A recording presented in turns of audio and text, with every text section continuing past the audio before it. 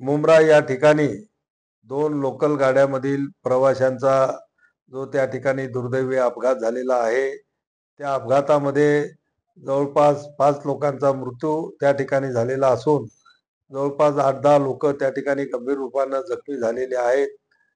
मृतकांच्या नातेवाईकांना सुद्धा मदत देण्यासाठी निश्चित केंद्र सरकार, राज्य सरकारकडून मदत करण्याचा प्रयत्न राहील आणि जे जखमी आहेत त्यांच्यावरही हॉस्पिटलमध्ये योग्य ते उपचार करण्याच्यासाठी संबंधितांना त्या ठिकाणी सूचना केल्या जातील.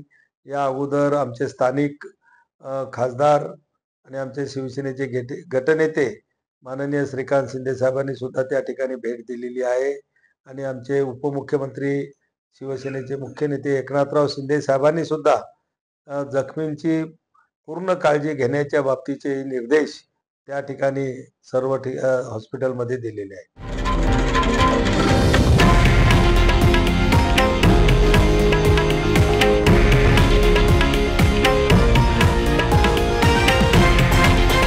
हे आहे देशातील नंबर 1 न्यूज नेटवर्क आणि आपण पाहत आहात TV9 मराठी, एकमेव.